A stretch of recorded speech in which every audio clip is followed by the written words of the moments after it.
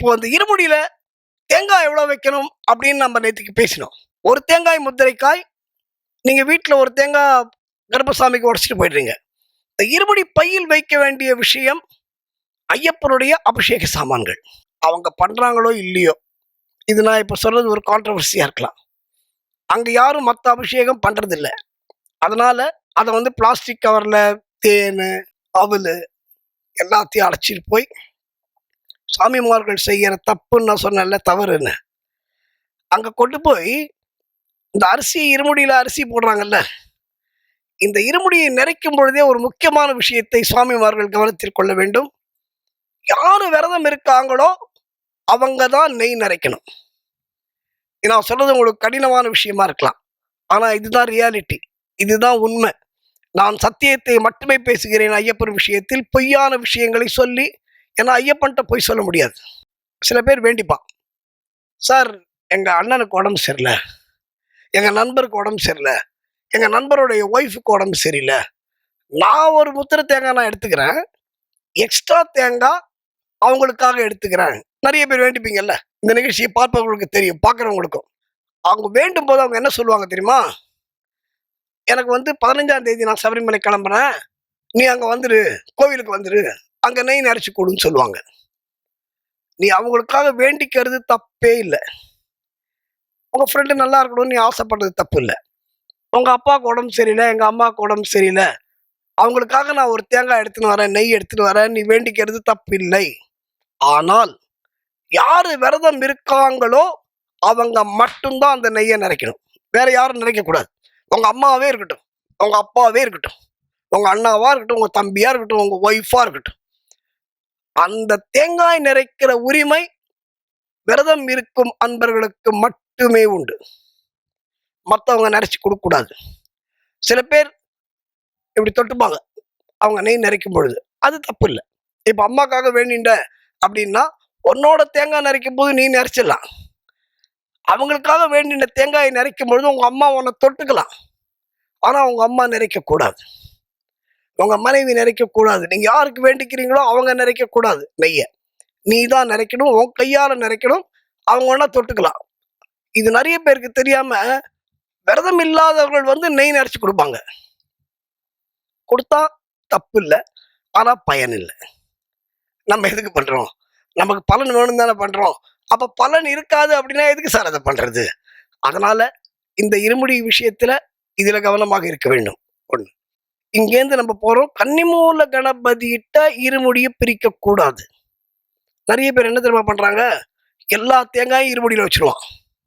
ஏன்னா அவனோட சைட் பேக்கில் தேங்காய் போட்டால் வெயிட் ஆகிடும் சார், சபரிமலை ஏறும்போது தூக்க முடியாது சார், மூச்சு வாங்கும் சார், கஷ்டப்படும் சார் அப்படின்னு சொல்லலாம். அது ஒரு சாக்கா வேணால் சொல்லலாம், ஆனால் அது உண்மை இல்லை. நீங்கள் என்ன பண்ணணும்? அதனால என்ன பண்ணுவான், இருமுடியில் தேங்காயெல்லாம் போட்டுட்டு கன்னிமூல கணபதிக்கு தேங்காய் உடைக்கணும்னு சொல்லிட்டு பம்பா கணபதிட்டு ஏறின உடனே இருமுடியை பிரிப்பான். இருமுடியை அங்கே பிரிக்கக்கூடாது, சன்னிதானத்தில் தான் இருமுடியை பிரிக்கணும். ஏன்னா இந்த நெய் நம்ம யாருக்கு கொண்டு போகிறோம்? நம்ம ஐயப்பனுக்கு கொண்டு போகிறோம் அபிஷேகத்துக்காக. அதை வழியில் சும்மா பிரித்து கிரிச்சு இருமுடி விளையாடுற இருமுடி இல்லைங்க, இது விளையாடுற ஃபுட்பால் கிடையாது அது. அதே மாதிரி சபரிமலைக்கு போகிற வழியில் இருமுடியை வைக்கிற இடம் கண்ணா பின்னான்னு வைப்பான். இவன் டீ சாப்பிட்றதுக்காக ஒரு கடை நிறுத்துவான். அந்த கடையில் அந்த டேபிள் போட்டிருப்பான், அங்கே பரோட்டா சாப்பிட்ருப்பான், நெய் தோசை சாப்பிட்ருப்பான், நெய் ரோஸ் சாப்பிட்ருப்பான். அந்த டேபிளில் போய் இவன் இருமுடியை வைப்பான். வைக்கவே கூடாது. ஒன்று, பத்திரமா ஒரு துணியை போட்டு சுற்றி பக்கத்தில் இருக்கிற சேரில் வச்சுக்கோ, இல்லை உன் மடியில் வச்சுக்கோ. அதை விட என்ன வேலை உனக்கு? நான் அதுதான் கேட்குறேன். நான் வந்து தப்பாக பேசுகிறேன்னு நினச்சிக்காதீங்க கோச்சுண்டு. அந்த இருமுடி என்பது ஐயப்பனுக்கு இணையானது. அதே மாதிரி தலையில இருமுடி இருக்கும்போது யாருக்கும் நமஸ்காரம் பண்ணக்கூடாது. நிறைய பேர் நமஸ்காரம் பண்ண வருவாங்க சபரிமலையில். தலையில கட்டு இருக்கும்போது நான் ஏற்கனவே அடிக்கடி சொல்லியிருக்கேன், சபரிமலையில் 2 விஷயம் முக்கியம். சபரிமலை யாத்திரையில் 1 மாலை, 2 இருமுடி. இருமுடி மாலை 2மே ஐயப்பனுக்கு சமமானது. இந்த இருமுடியை தலையில வச்சுட்டு யாரையும் நமஸ்காரம் பண்ணக்கூடாது அப்படின்னா என்ன அர்த்தம்? லாஜிக்கா பேசிக்கா யோசிச்சு பாருங்க. லாஜிக்கலா தலையில இருமுடி, இந்த இருமுடி யாரு? ஐயப்பன். இந்த கடவுளே அடுத்தவங்க நமஸ்காரம் பண்ண முடியுமா? கொஞ்சம் யோசிச்சு பாருங்க லாஜிக்கலா. அதனால இருமுடியை தலையில வச்சு யாருக்கும் நமஸ்காரம் பண்ணக்கூடாது.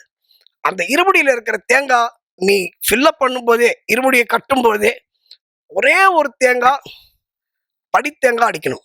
போகும்போது ஏறும்போது அதை வந்து தனியா உன் பையில வச்சுக்கோ. உள்ள ஒரு தேங்காய் வை.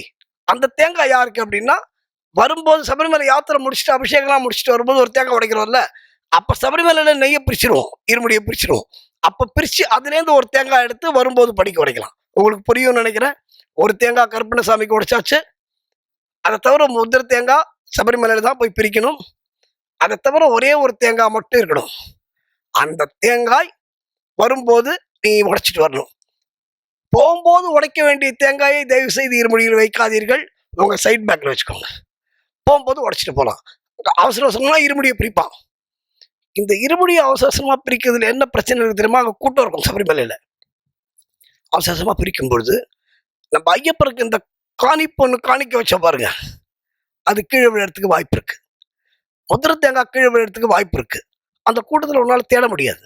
இது பல அனுபவங்கள் நான் பக்தர்கள் பார்த்துருக்கேன். சார் என் தேங்காயை காணும் சார்லாம் சபரிமலையில வந்து ஏதோ ஏதோ ஒரு படத்துல வந்து கடத்தை காணும்னு சொல்ற மாதிரி சபரிமலையில வந்து இருமுடியை காணுன்றான். அப்போ அவரோட கான்சன்ட்ரேஷன் இருமுடியில இல்லைன்னு அர்த்தம். அன்பர்களே, சபரிமலைக்கு ஏறி போயிட்டு இறங்கி வர வரைக்கும் அந்த இருமுடிக்கு ஐயப்பனுடைய மகிமை இருக்கிறது என்பதை தெரிந்து கொள்ளுங்கள். எனவே அந்த இருமுடியை கொண்டு போகும்போது பத்திரமாக ஐயனிடம் கொண்டு சேர்த்து அதை திரும்பி எடுத்து வரும் வரை அந்த மரியாதை அந்த இருமுடிக்கு நீங்கள் கொடுத்துத்தான் ஆக வேண்டும்.